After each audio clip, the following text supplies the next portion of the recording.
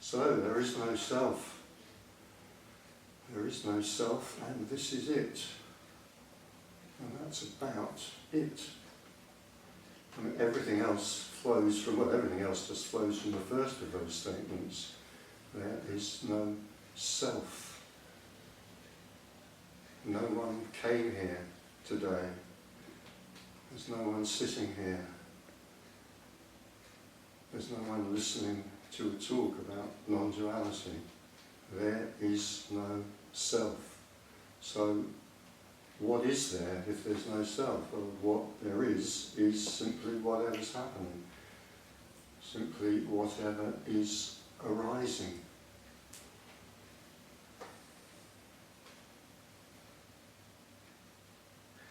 Included in that may be the sense what is arising is a self. So there may seem to be a self, there may seem to be a person sitting there. If that is the case, that's just something that's arising. The sound of a voice arises, the feeling of the temperature in a room arises, noticing the movement of a hand arises, noticing the colour of a shirt, the pressure of a bum on a seat, maybe the feeling that all of those other experiences are being experienced by something called a person, or something called me, or something with an apparent ego. And so the suggestion from here is a very simple one. It's utterly incomprehensible to the mind, but it's also very simple. The suggestion from here is that the sensation, the experience, whatever we want to call it, that any sensation can have added to it a very particular kind of, we might call it a secondary sensation, that the first sensation was experienced by somebody. The suggestion from here is that that has no more existence than any other sensation. It has no more duration than any other sensation. I mean, perhaps one of the most enduring characteristics of the apparent person, what makes it seem so convincing, is that unlike most sensations, it seems to endure. It seems to endure for longer. I mean, the taste of a cup of tea, that doesn't endure for very long. The sound of a word, the sound of a sentence doesn't endure very long. The sight of a hand waving and pointing, that doesn't endure very long. They're all quite obviously transitory. They're all quite obviously ephemeral, a passing show, as the Buddhists might call them. Right? So the suggestion from here is that any sensation, any feeling, any apprehension, whatever we want to call it, that there is a person for whom those other sensations happen, is also simply a sensation.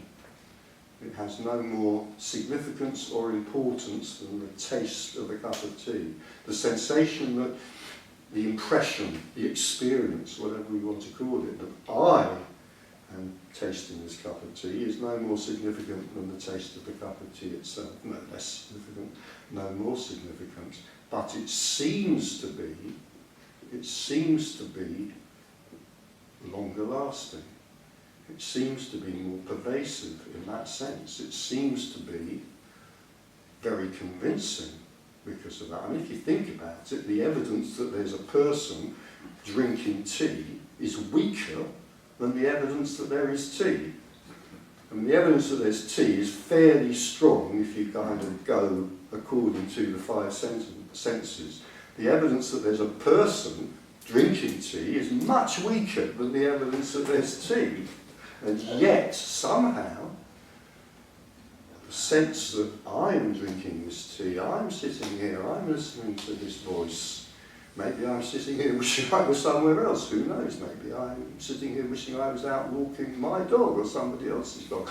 Who knows? For the camera, by the way, that's a reference to a casual conversation that took place before we started filming.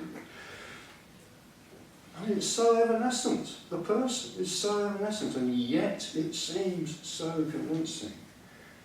I mean, it's ever changing. Again, as the Buddhists point out, I mean, the Buddhists are pretty good on quite a lot of this stuff.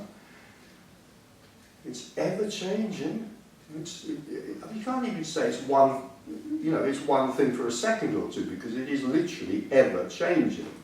There isn't any aspect of the person that is kind of fixed and still and static even for a second. So it is literally always changing. It's not like a second it's fixed and then it changes into something else for another second. It is literally always changing. It's much sort of more slippery than that cup of tea, and yet it's the one thing that seems to persist. A cup of tea might persist 3 minutes or 5 if it's a very hot cup of tea.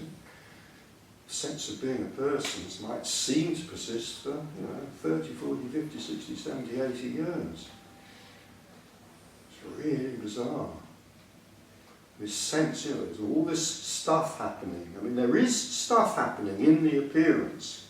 There is stuff happening apparently. This slippery word, apparently. Non-duality speakers say there is nothing happening. There is nothing happening. This is nothing happening. This is literally, there is literally nothing, and it happens. Right? And this, right now, is literally nothing happening. So, non-duality speakers, almost by nature, can be extremely slippery. So, when non-duality speaker says there is nothing happening, you have to hear that. I want to say in both ways. You have to hear that in at least 2 ways. There may be other ways you can hear it in as well, but at least 2 ways. There's nothing happening. There is literally nothing happening. This is emptiness. This is emptiness. There's nothing happening, but you have to hear that also. This is nothing happening. This is nothing giving forth whatever seems to be happening.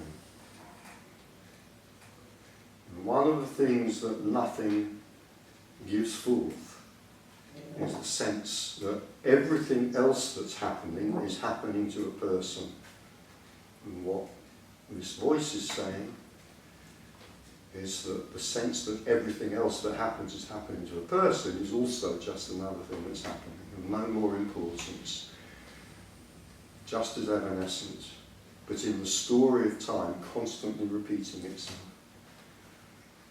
Constantly repeating itself, far more often than a cup of tea repeats itself. That might be 5 times a day, but constantly, while there is awakeness in the sense of I'm not asleep in the nighttime sense, constantly repeating and reinforcing itself, this sense that everything else that appears to be happening is happening to me, a person. And that's all this is about. All this is about is the possibility of seeing through that. All this is about is the possibility of seeing the collapse of a person. All this is about is a very misleading word. The experience, the possibility of the experience of the person collapsing. Who experiences the person collapsing? No one. Who sees through the person? No one. Who sees the collapse of the person? No one. So what we're talking about here, for the mind, it's a complete mystery. How can it be possible to, for example, see that the person doesn't exist when there's no one to see it? Okay, that seems like a complete mystery. But actually, there's no one who experiences the taste of a cup of tea either. And yet, the taste of a cup of tea can be experienced. It's ridiculous. It's kind of crazy.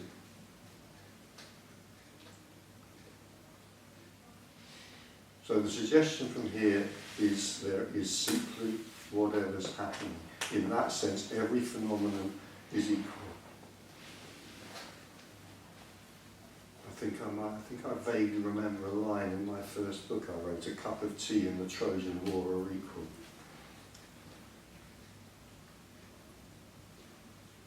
everything's equal in that sense. Everything is simply what's arising. Then the apparent person will say more about that perhaps in a little while. The apparent person comes in and makes a judgment about that. He says, no, chosen law is much more important than a cup of tea. Me getting my daily meditation practice is much more important than drinking a cup of tea. Well, yet to the person it may seem like that. To the apparent person it may seem like that. And when the apparent person collapses, when it's seen through, when it's seen, if you like, to be a kind of fraud, the person is kind of fraudulent, and when that's seen, then everything's stopped, because I need to be careful about the next bit. Everything's the same. Everything's the same in a way. In a way is really important. Nothing has any more significance than anything else. In a way. Everything is simply whatever is arising in the story of time, which does not exist, in time, which does not exist, but in the story of time, it's simply what's happening next, what's happening next, what's happening next. And that sneaky little inner way, which I threw in there, and emphasised, everything is the same inner way. Well, what that inner way is about is that as long as there is a character apparently still alive on the planet, and that character is likely to have preferences, and so in that sense, for the character, everything is not the same.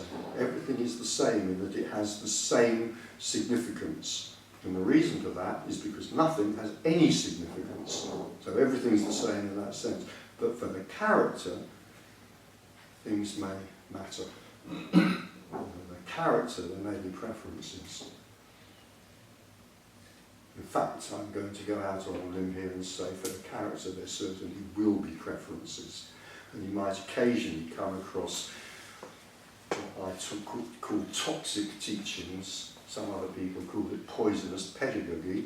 You know, if you listen to certain people who talk about this, or talk about Buddhism, or talk about spiritual ideas or whatever, suggesting that there is a kind of sort of magical state in which we, the character, whatever you want to call it, will rise above all likings and dislikings, all preferences or whatever. So, you know, drinking our favourite cup of coffee or being kicked sharply in the shin by a,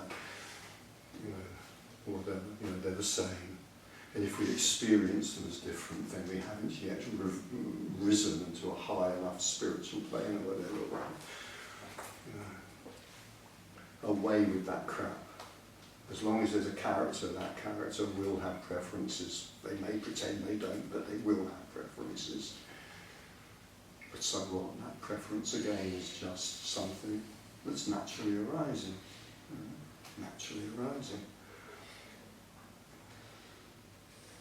So all we're here to talk about really is just the possibility of that collapse. If you like, the possibility of seeing through the illusion of separation.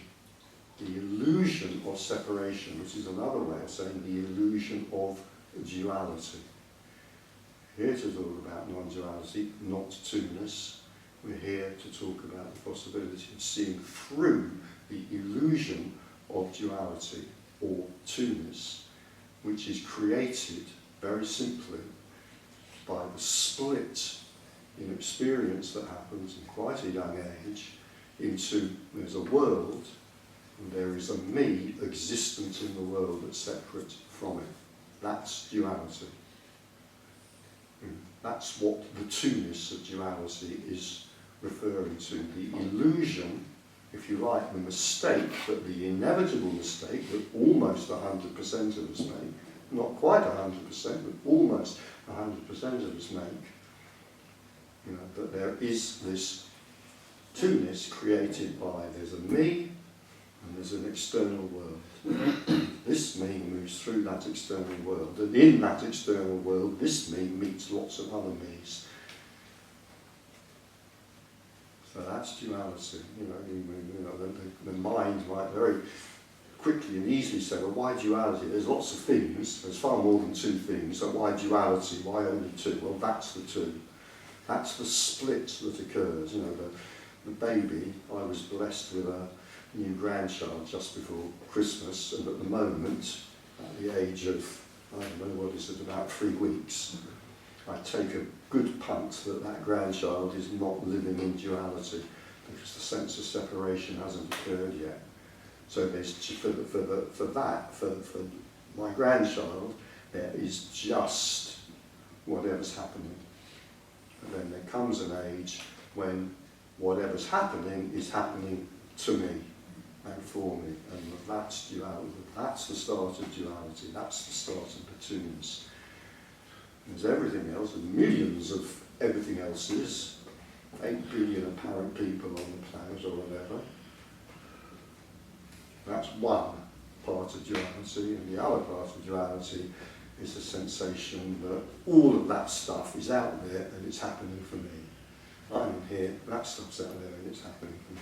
So we're talking simply about the possibility of that collapsing, the recognition that the feeling, the sensation, the apprehension, the experience, whatever we want to call it, no word will do.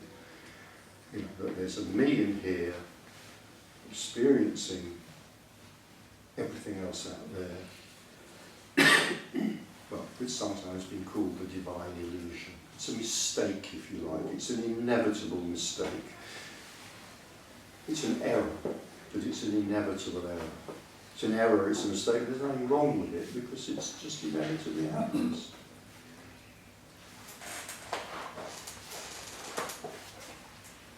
So that sense that I am moving through an external world full of other people who are moving through an external world as well can just collapse. And then there may be the recognition of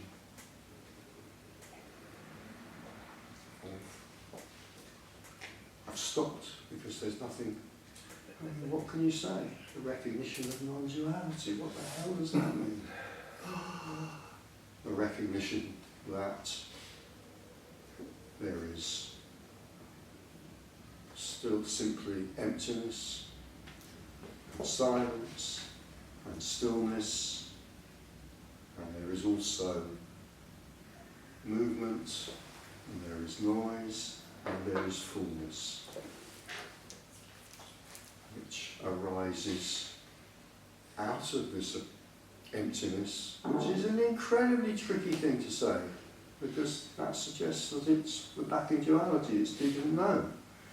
It arises out of it, it is the same as it. In other words, part of the shock of seeing this is not just that I don't exist as a separate being,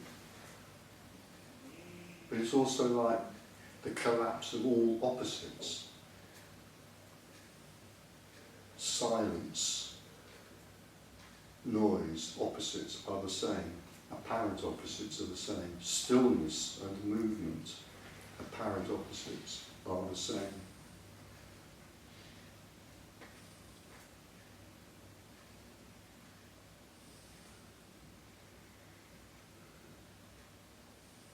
And after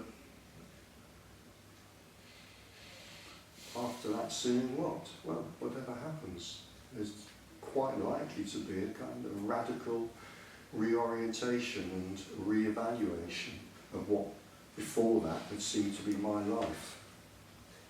Well, it might not be, but it's quite likely to be. When it's seen that there's no one who's been living this life. If this character is a story about the choices that I've made in this past called my life, good choices and bad choices, choices that have been brought me to the catastrophic state I'm in now, or the magnificent state I'm in now, or whatever it might be, those stories tend to collapse. So if this has been a fairly normal, average kind of character, going through life with a belief in things like free will, and choice. I'm able to create a life for myself which may go well or badly, and that's likely all just simply to collapse, be consigned to the rubbish tip. If this character had a set of beliefs about how the universe is constructed, which is quite likely, so this character had a strong religious belief maybe, or strong spiritual beliefs, or a strong belief in scientific materialism, or whatever it might be. It's very, very strong political beliefs. My life is about justice, social justice. All of that again is likely to collapse. Just be seen as, what can we call it? Empty. Empty. An entertainment for the monkey mind. 40 years of devoted Christianity, or whatever, saving souls for Jesus, just collapsed. 40 years of dedicated meditation to reach the 17th level of sublime bliss, just collapsed.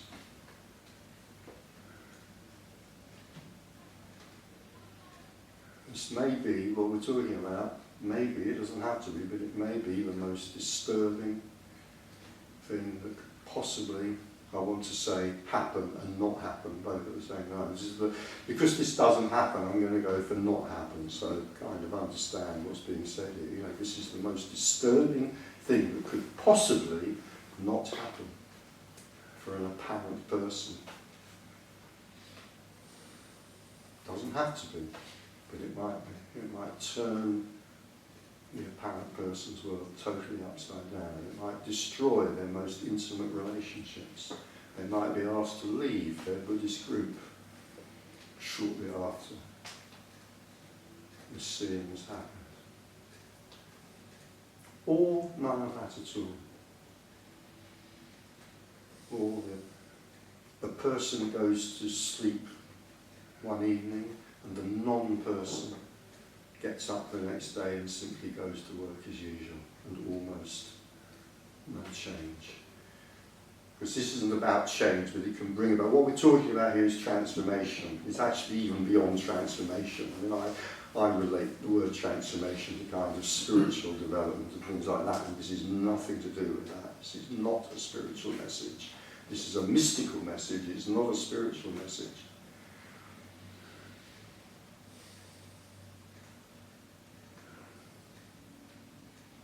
So the person can be seen through, duality can be seen through, and no effect whatsoever on the life of the character who continues to live that life in less physical death has occurred at the same time. Maybe no effect whatsoever, or an apparently catastrophic effect. I think that wonderful quote, "This can ruin your life," came from Tony originally. Anyway, it's Tony I first heard it from. And boy, oh boy, is that true. This can ruin your life. Or not, because there's absolutely no rules whatsoever. I've certainly met people where this has ruined their life. And I've met people where it's had virtually no disturbing effect whatsoever. And anyway, what the hell, who cares, doesn't matter, because what happens is what happens. If this ruins your life, it ruins your life. If it doesn't, it doesn't.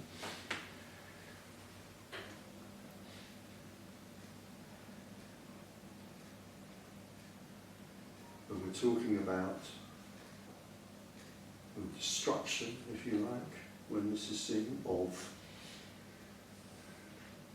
free will. Not because free will is destroyed, but because the whole sense that there's anybody who could have free will is destroyed. So free will simply becomes irrelevant. No point having a conversation about whether there's free will or not, and there's nobody who can have free will. Maybe there's some kind of free-floating free will that alights occasionally on a tomcat somewhere or something like that, but there is no person, so free will gone, the past seen through. Time gone, time seen through, time seen as in illusion. In other words, time seen as something which is different to how it appears.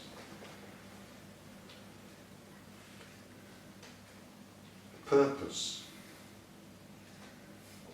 Purpose, sense of purpose, gone. There can't be a sense of purpose when there is no one. Well, I suppose there can be a free-floating sense of purpose. Maybe I can't make sense of that. Sense of purpose, no one has a sense of purpose. Morality, gone. No wonder people can get so angry about this stuff. No wonder this is not a good topic to raise in a pub unless you've been taking quite extensive training in karate.